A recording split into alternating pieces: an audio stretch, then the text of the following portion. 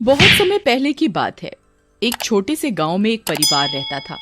उसमें एक माँ और उसके पिताजी रहते थे। उनका एक बेटा भी था जिसका नाम कार्तिक था। कार्तिक अपने माँ बाप का बहुत ही ध्यान रखता था। वह उनकी हर बात मानता था। वह अपने माँ बाप का हर काम करता था। वह कभी भी अपने माँ बाप की कोई भी बात नहीं टालता था। एक दिन की बात है, कार्तिक के घर एक औरत आती है। उसका नाम बिमला होता है और वह कार्तिक की माँ से कहती है, कार्तिक की माँ कैसी हो? मैं ठीक हूँ। और तुम बताओ कैसे आना हुआ? आज हमारे घर का रास्ता कैसे भूल गई? सुना है तुम कार्तिक के लिए लड़की देख रहे हो। हाँ बहन, लड़की तो देख ही रहे हैं, पर कोई लड़की पसंद ही नहीं आ रही। बिमला को पता था कि कार्तिक की माँ लालची किस्म की औरत है। वो किसी ऐसी वैसी लड़की से शादी नहीं करेगी। तभी बिमला कार्तिक की माँ से कहती है, एक लड़की है तो उसका नाम चंदा है। सुंदर भी खूब है, पढ़ी लिखी भी काफी है और माल भी बहुत देंगे। तभी कार्तिक की माँ बिमला से कहती है, तुम ये सब छोड़ो, ये बताओ शादी में लड़की के माँ बाप क्या क्या देंगे? तुम चिंता मत करो, तुम्हें कहने की जरूरत भी नहीं पड़ेगी, वो अपने आप सब कुछ देंगे। ये बताओ पैसा कितना देंगे?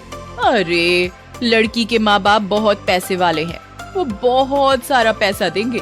तो ठीक है, मैं कार्तिक की शादी चंदा से करने को तैयार हूँ। और अगले हफ्ते कार्तिक की माँ कार्तिक की शादी चंदा से कर देती है और चंदा नई नवेली दुल्हन बनकर अपने ससुराल में आती है। ससुराल में सभी लोग चंदा का खूब अच्छे से स्वागत करते हैं। और अगले दिन लेकिन कार्तिक की माँ का तो ध्यान चंदा के साथ लाए सामान पर था। तभी कार्तिक की माँ चंदा से कहती है, तेरे बाप ने शादी तो ठीक ठाक कर दी, लेकिन शादी में पैसा तो दिया ही नहीं। शादी से पहले आपने तो ऐसा कुछ बोला नहीं था। हमने तेरे माँ बाप से कुछ नहीं मांगा तो इसका मतलब ये नहीं कि वो अपनी बेटी की शादी में कुछ दे ही ना। चंदा अपनी सास की बात सुनकर बहुत रोती है। तभी कार्तिक चंदा से कहता है, अब रोती ही रहोगी या कुछ खाने के लिए भी बनाओगी? कब से हम लोग भूखे बैठे हैं। जी अभी लाई। और चंदा रसोई घर में खाना बनाने चली जाती है। तभी उसकी सास चंदा को आवाज लगाती है, अब खाना ही बनाती रहेगी या चाय भी पिलाएगी? चंदा रसोई में से आवाज लगाती है, जी माँ जी अभी लाई। और चंदा चाय बनाकर ले आती है। जैसे ही चंदा की सास चाय पीती है, छी इतनी गंदी चाय, तेरी माँ ने तुझे चाय बनाना भी नहीं सिखाया। और वो चाय का कप फेंक देती है। ये देख चंदा रोती हुई वहाँ से चली जाती है और वो अपने कमरे में जाकर बहुत रोती है। चंदा की सास और उसके पति का बर्ताव चंदा के लिए दिन पर दिन खराब होता जा रहा था, जिसकी वजह से चंदा बहुत दुखी रहने लगी। एक दिन की बात है, चंदा की सास चंदा से कहती है, चंदा सुन चंदा, घर का एसी खराब हो गया है, अपने घर जाकर अपने बाप से एसी मांग कर ला। चंदा अपनी सास से कहती है, माँ जी मैं कैसे अपने घर वालों से एसी मांग कर लाऊं? तभी कार्तिक भी चंदा से कहता है, माँ ने कह दिया ना, एसी मांग कर लाना है तो लाना है। लेकिन मेरे घर वालों ने तो शादी में पहले ही सब कुछ दे दिया था। दिया था तो अब दूसरा एसी चाहिए। कार्तिक और अपनी सास की बात सुनकर चंदा बहुत रोती है और वो अपने घर वालों से जाकर एसी मांग कर लाती है। और चंदा की सास एसी देखकर फूली नहीं समाती और कहती है, मैंने कहा था ना दे देंगे एसी। चंदा अपनी सास की बात सुनकर कुछ नहीं बोलती और रसोई में काम करने चली जाती है। चंदा रसोई में काम करते करते रोती रहती है। तभी कार्तिक कहता है, माँ मैं किसी काम से बाहर जा रहा हूँ, आने में थोड़ा लेट हो जाएगा। ये कहकर कार्तिक अपने काम से बाहर चला जाता है और रात को लौटकर वो गुस्से में चंदा को आवाज लगाता है, चंदा, ओ चंदा, कहाँ मर गई? जी अभी आई। और वो कार्तिक के लिए चाय बनाकर लाती है। तभी कार्तिक की माँ कहती है, बेटा आज तो तूने आने में बहुत देर कर दी। तो कार्तिक बताता है, रास्ते में मेरी बाइक खराब हो गई थी, इसीलिए लेट हो गया। बड़ी मुश्किल से घर पहुंचा हूँ, अब तो बिना बाइक के ही काम पर जाना पड़ेगा। तभी माँ कहती है, बिना बाइक के क्यों जाना पड़ेगा? ये चंदा है ना, ये लाएगी अपने घर वालों से मांगकर। तभी चंदा रसोई में खड़ी उन लोगों की बातें सुन रही होती है और तभी वो रसोई से बाहर आकर कहती है, माँ जी मैं अब अपने घर वालों से कुछ भी मांग कर नहीं लाऊंगी। आप लोगों ने मुझसे पहले ही इतना कुछ मंगवा लिया है, अब मैं उन लोगों से कुछ भी नहीं मांग कर लाऊंगी।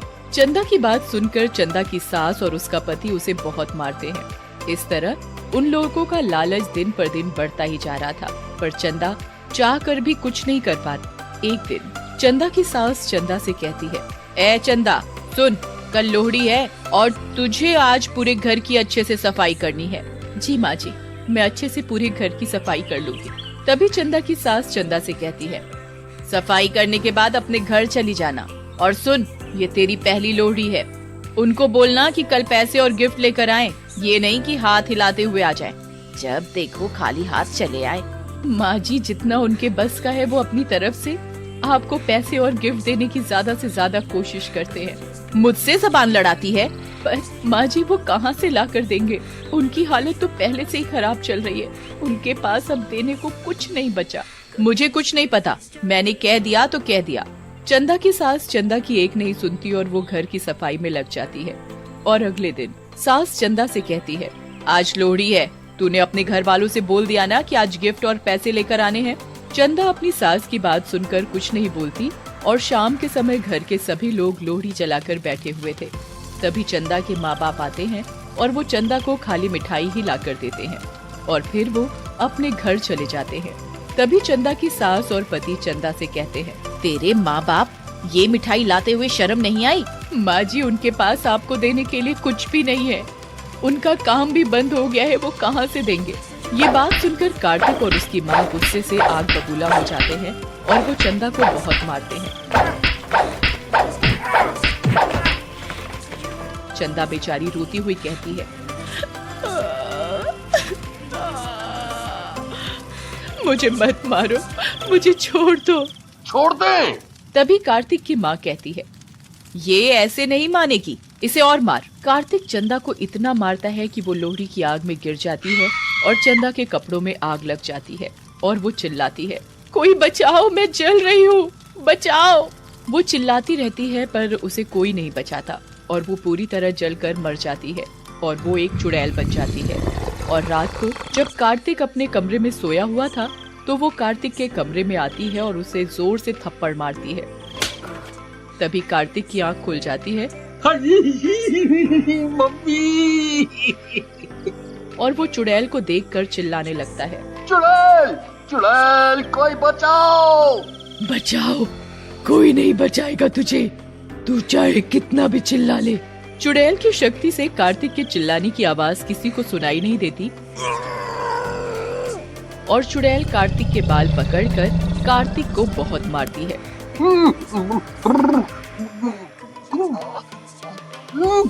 मुझे छोड़ दो, मुझे छोड़ दो। नहीं, कभी नहीं, तू भी मुझे ऐसे ही मारता था ना, मैं भी चिल्लाती रहती थी मुझे मत मारो, पर तुम लोगों को मेरे ऊपर दया नहीं आती थी। अब तुम्हें पता चलेगा दर्द क्या होता है। तभी चुड़ैल कार्तिक के पलंग में आग लगा देती है और वो चीखने लगता है, अब पता चला कैसा लगता है जलते हुए। और कार्तिक के हाथ पैर आग से बुरी तरह जल जाते हैं और वो तड़पता रह जाता है। और अगले दिन कार्तिक की माँ कार्तिक की यह हालत देखकर रोने लगती है और कार्तिक से पूछने लगती है, ये तेरी हालत कैसे हुई? पर कार्तिक इतनी बुरी तरह जल जाता है कि वो बता ही नहीं पाता कि ये सब चंदा ने किया है। और रात को कार्तिक की माँ रसोई में दूध लेने के लिए जाती है। जैसे ही वो दूध गर्म करती है तभी चुड़ैल आ जाती है और चुड़ैल को देखकर कार्तिक की माँ डर जाती है। तुम तो मर गई थी ना? हाँ, तुम लोगों ने मुझे मार डाला था, मेरी पहली लोहड़ी थी और तुमने मुझे जलाकर मार डाला। तभी चुड़ैल अपनी सास के ऊपर गर्म दूध डाल देती है।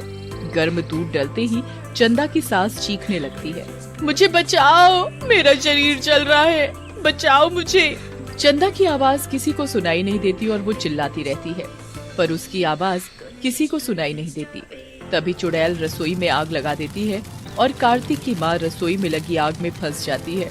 मुझे मत जलाओ, अपनी पराई तो मत जलाओ, अब तुझे पता चलेगा कैसा लगता है जलते हुए। ले, अब तू भी जल। मत जलाओ, मुझे मत मारो, मैं जल रही हूँ। तुम लोगों के लालच की वजह से मेरे माँ बाप को कितनी तकलीफ झेलनी पड़ी, पर तब भी तुम लोगों को दया नहीं आई। मैं भी चिल्ला रही थी पर तुम लोगों ने मेरी एक नहीं सुनी और मुझे जलाकर मार डाला। मुझे माफ कर दो, छोड़ दो मुझे। तुम लोगों के लालच की वजह से तुम लोगों ने मुझे जलाकर मार डाला, तुम लोगों के साथ ऐसा ही होना चाहिए। और चुड़ैल पूरे घर में आग लगा देती है। उसमें कार्तिक और उसकी माँ बुरी तरह जलकर मर जाते हैं और चंदा की आत्मा भी शांत हो जाती है और फिर वो वहाँ से चली जाती है।